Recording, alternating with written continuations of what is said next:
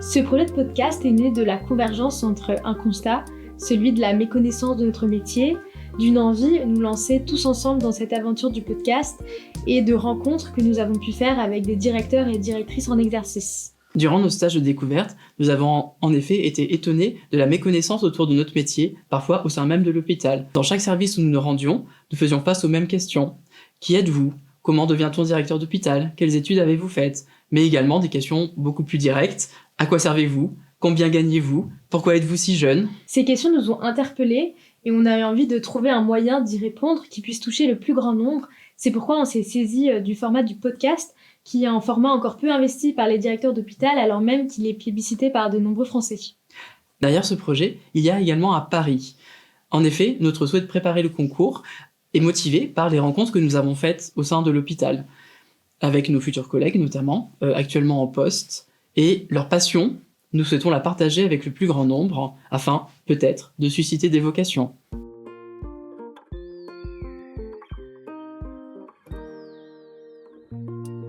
Beaucoup d'idées et de représentations circulent sur l'hôpital, qui est devenu un symbole d'un service public qui ne répondrait plus aux besoins des citoyens. L'actualité nous montre l'image d'hôpitaux qui s'effondreraient du fait d'un manque de moyens, un manque de personnel. Le directeur ou la directrice d'hôpital serait alors la petite main derrière des plans de réduction des coûts. Qu'en est-il vraiment ?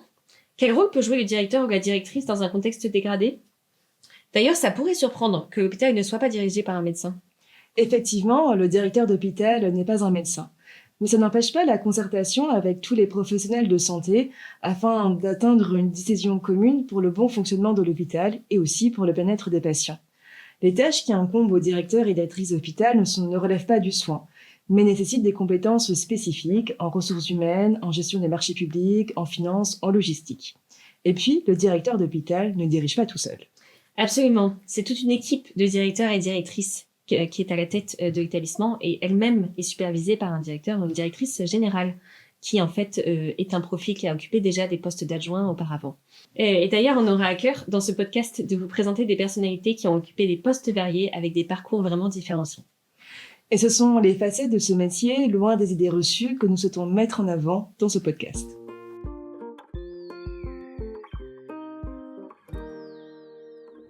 Derrière ce podcast se trouve un collectif de 7 élèves issus des différentes voies du concours de directeur d'hôpital.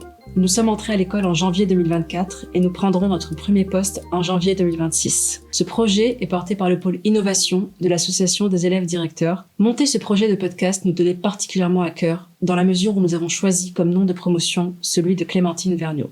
Clémentine Vergniaud était journaliste à France Info. Elle s'est battue contre un cancer. Elle est décédée récemment, à 31 ans. Elle a décidé en juin dernier d'ouvrir son journal, de raconter sa maladie, son combat, à travers un podcast bouleversant.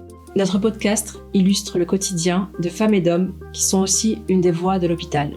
Ils œuvrent au sein d'un collectif plus large de soignants, de paramédicaux et d'administratifs pour le bon fonctionnement de l'hôpital, le bien-être des patients et l'amélioration de notre système de santé.